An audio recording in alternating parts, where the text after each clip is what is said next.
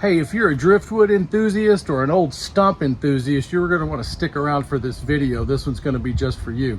Welcome to JDUB-Woodworks. This is an old tree stump I pulled out at the bottom of Lake Buchanan, and it's got a lot of nasty stuff to it. But you know what? It's really a beautiful piece. But what do you do with it, right? So in this video, I'm actually going to try to convert this into a nice workable piece of art. Possibly hanging on the wall. I've got a couple of ideas in my mind just based off of the shape. I'm going to have to split the back half of this because it's really rough. Oh God, like that, right? And I've got all kind of zebra muscles in here. I'm just going to cut it up with a chainsaw just for a moment, and you'll be able to see what we're going to create, okay? And it's definitely going to make a mess today, so stick around.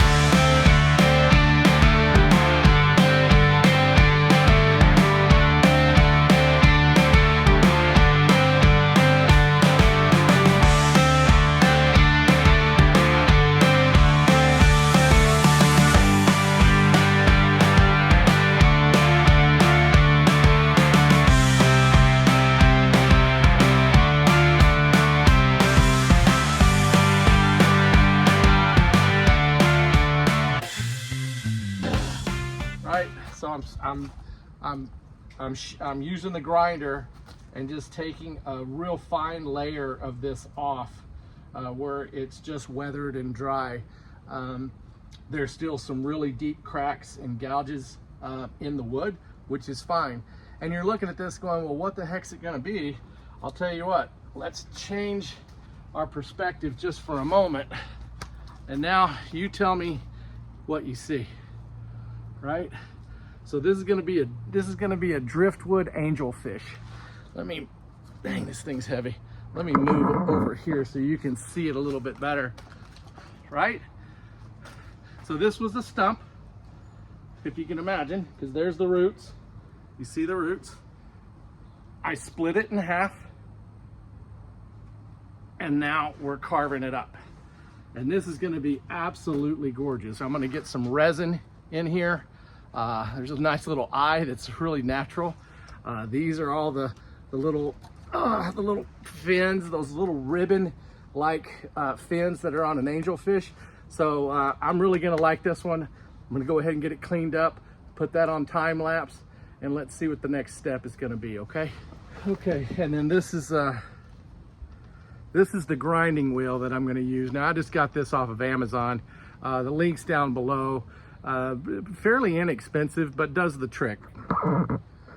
Get your dust mask on, hearing protection, all of those things. You're gonna need them. Oh, and look, you can do this with a sander. You're just gonna need a 60 grit or a 40 grit sanding disc to get in here. Probably a Dremel too, because it's little crevices.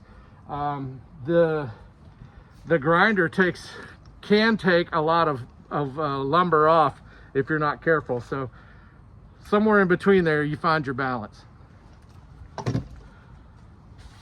Let's go.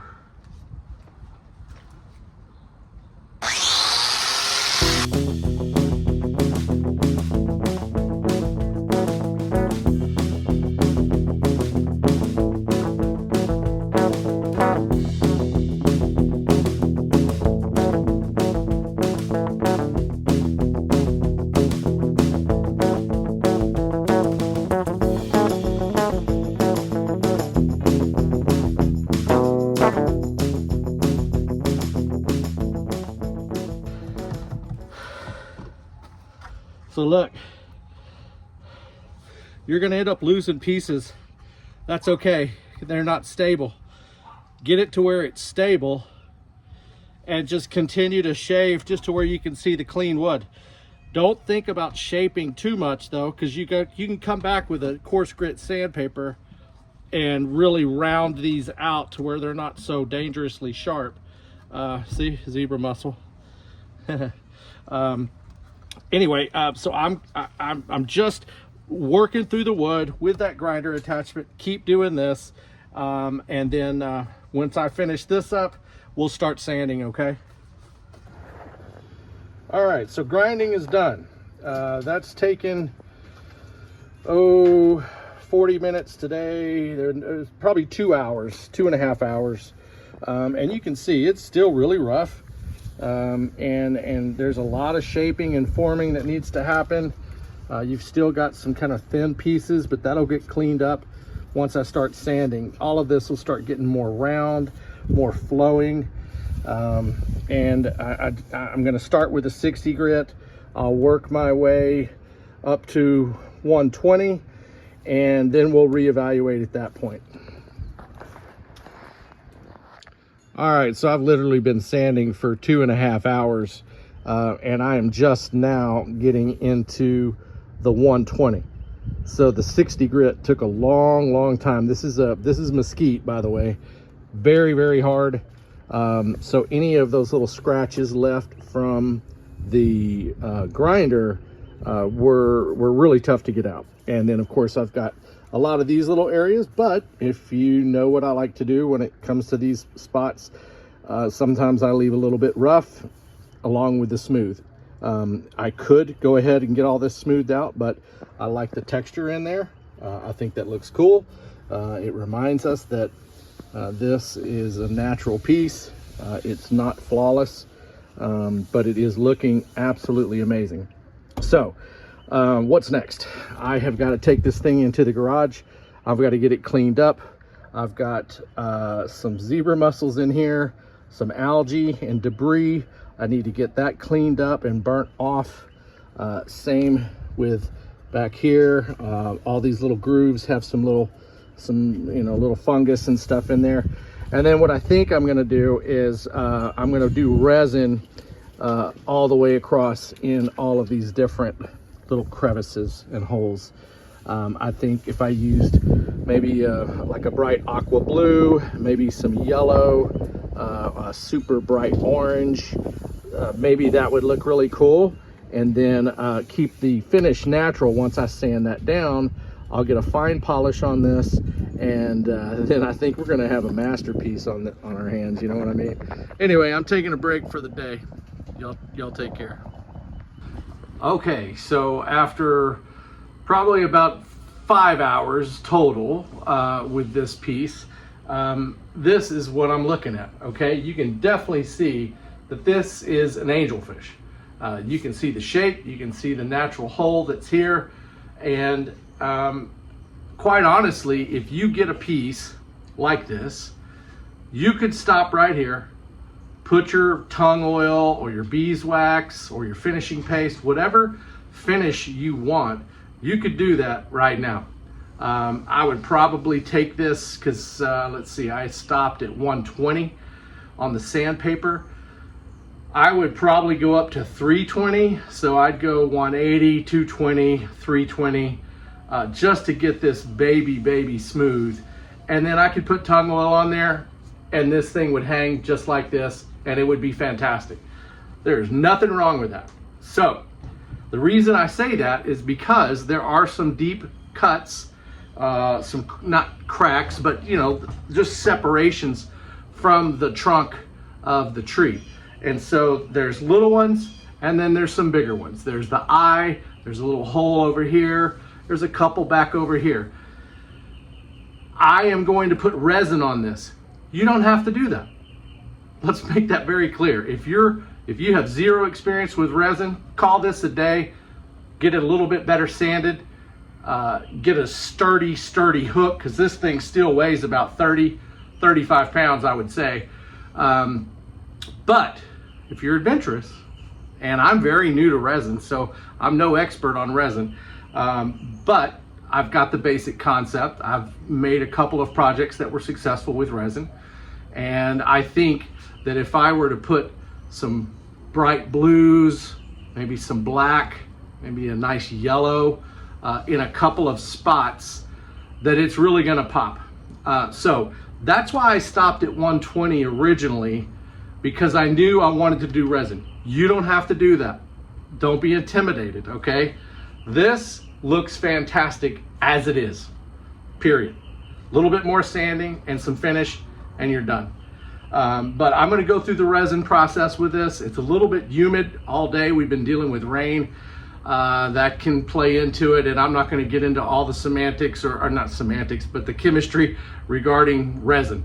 I struggle with it, and I have a decent knowledge about it, but I am going to capture that on the video. And then if you don't do resin, that's fine.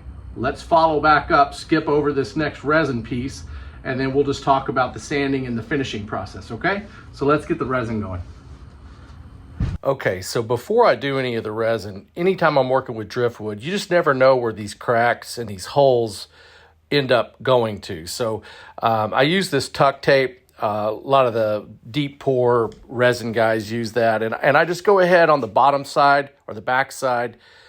I want to make sure that that larger crack is completely taped up. But I also do the smaller ones because you really just don't know where these little crevices and cracks lead to.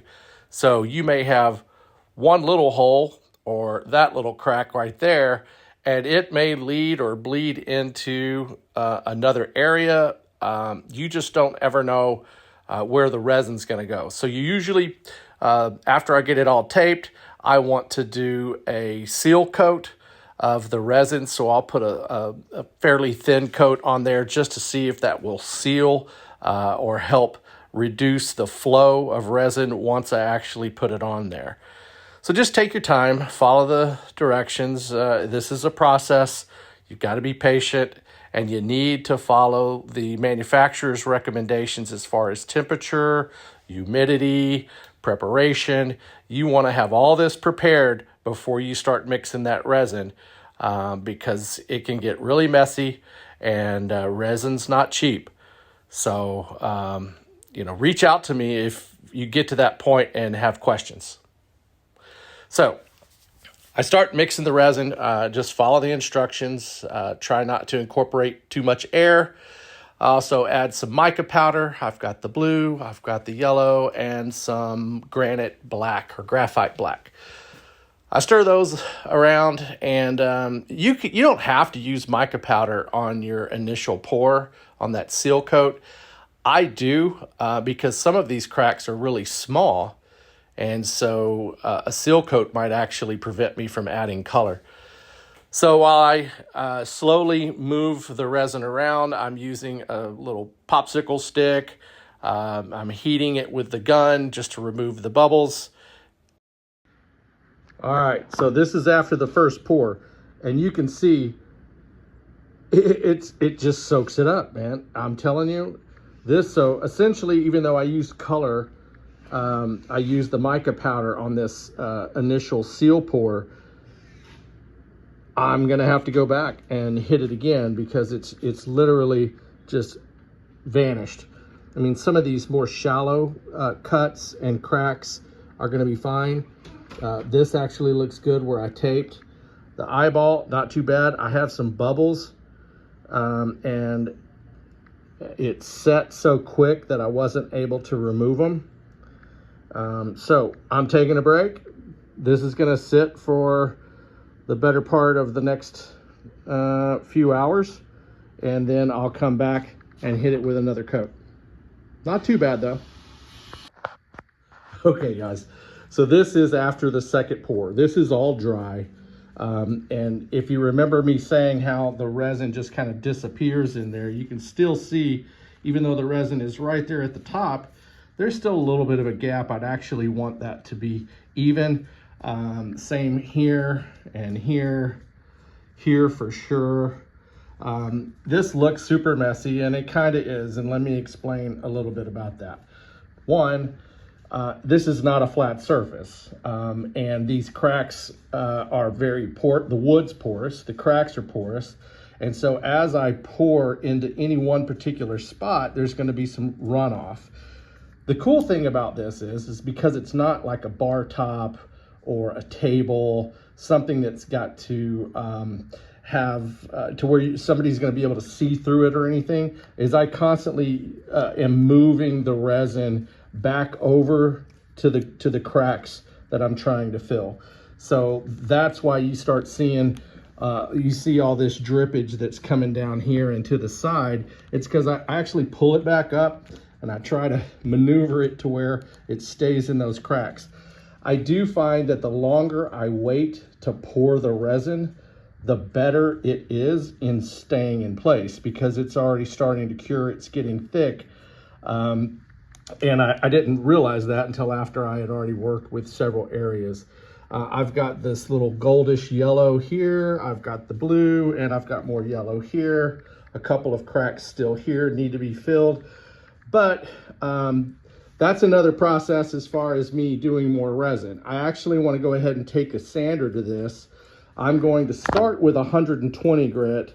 I may move to a 100. I'll let you know when I start doing that, because I'm going to go ahead and remove the majority of this resin off to where it's just in the cracks, and then we can readjust and possibly do another resin pour for some of the deep areas. So let's move out to the backyard and start this process.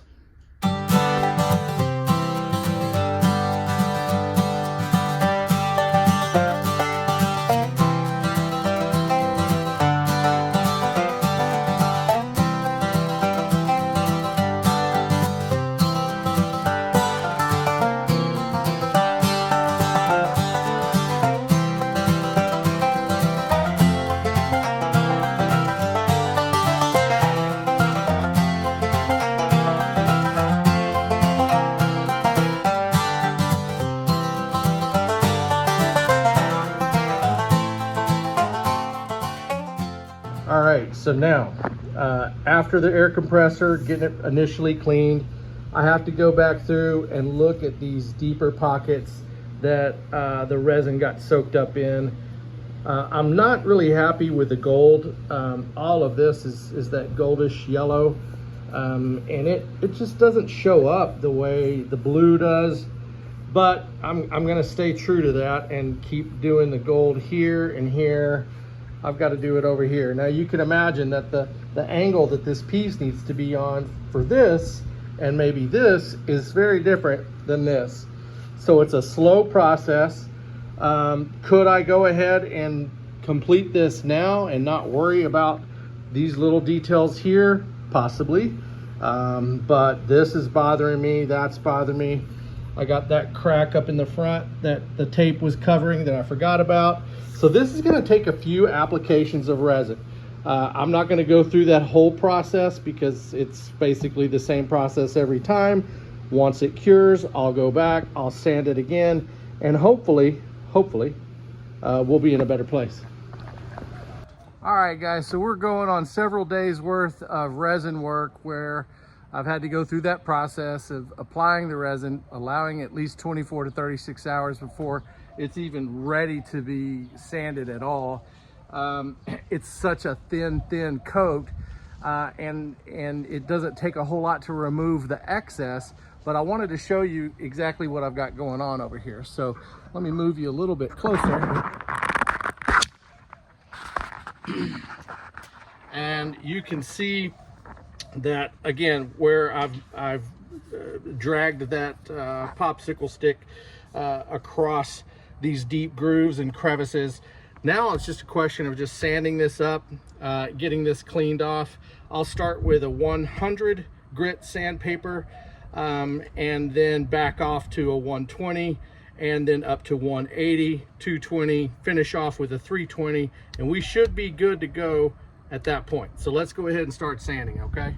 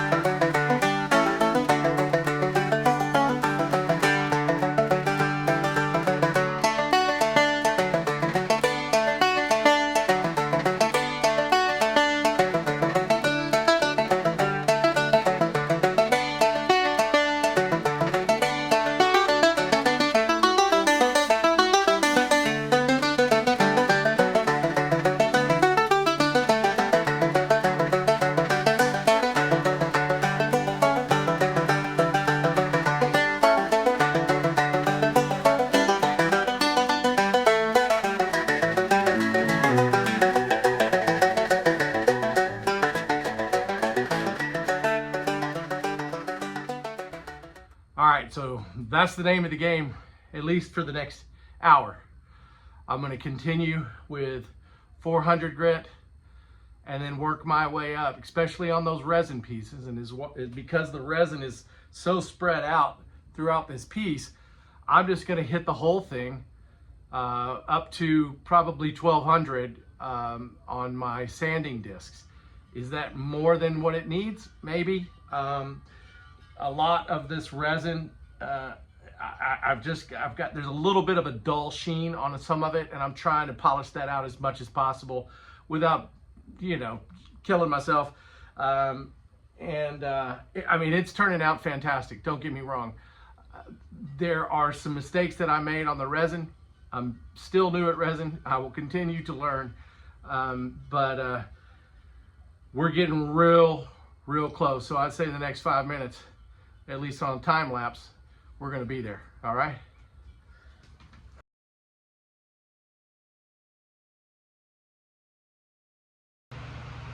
Okay. All right. So this is it. I flipped it over. I want to do a little test spot with some of the tung oil. Today I've got the walrus oil, pure tung oil. This is great stuff. You've seen it in a lot of my videos. It's just such an amazing product. And, you know, like I said before, very little smell, non-toxic, food safe. But I want to try a little spot right here on the back side, trying to keep that natural color. And you can tell, right? It's just a little bit, right? So I'm gonna let that sit just for a moment and then come back to it.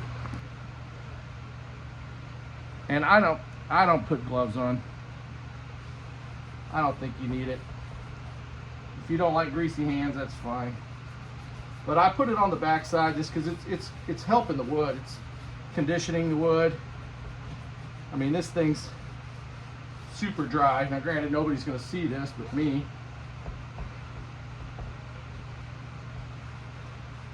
And I don't get all OCD about it. I just put it on. Now on the other side, yeah, I'll probably go a little more detailed and be a little bit more consistent with where it's going. But we'll save that for last. This is just this project has been a beast for me because of the resin. Lots of resin work, lots of waiting for resin to cure. You got to deal with the temperatures, the humidity, all of those things.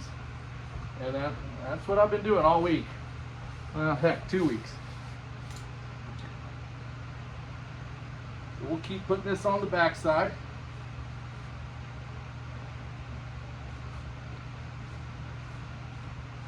And again, I'm not getting all up in every single little crevice and crack. Not on the back. Just making sure I get a nice little small coat on this before the magic happens. And that's coming. Oh, baby.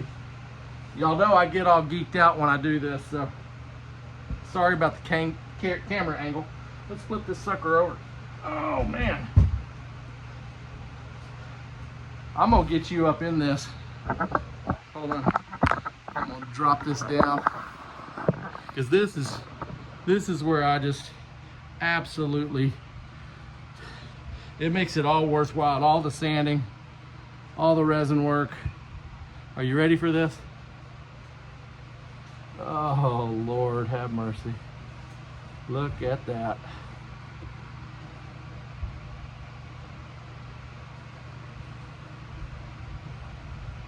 Wow. Boy, that's gorgeous. That is gorgeous. There we go. Wow. So much fun.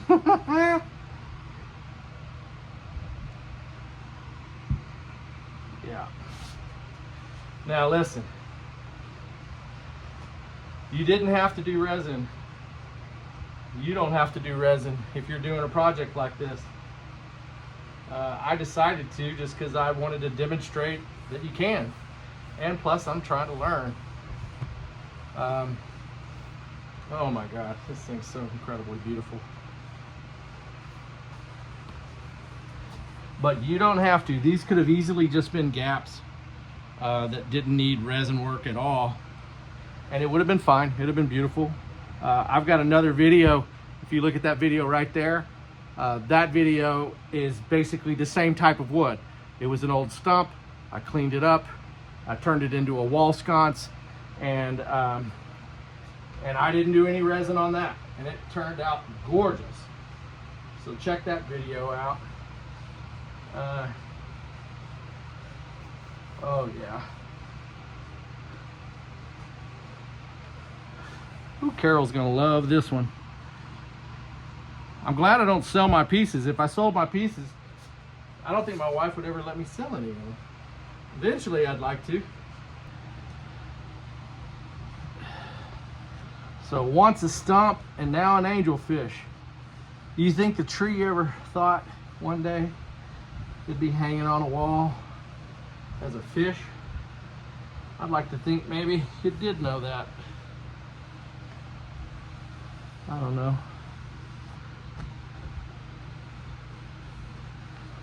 I'm kind of weird that way.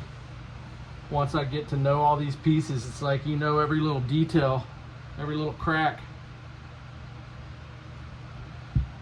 This is where the fun is, right y'all? All you fellow driftwood enthusiasts, stump enthusiasts. This is where it gets so much fun. Yeah, people don't understand us. They just don't understand us. That's okay. We love them anyway. There we go. All right, now this baby is smooth. I can't explain how smooth this thing is. It's incredible. All right, this sucker is gorgeous. Oh my Lord. Look at that. Just beautiful. And this is gonna go on my wall somewhere in my house. There's my fish. Our beautiful angelfish, y'all. I'm so glad you guys stuck around for this. Please subscribe, support the channel, give me thumbs up, share it, comment. I love y'all's comments, y'all. I appreciate everything that y'all are doing for my channel and showing your support and your love. Cheers, y'all.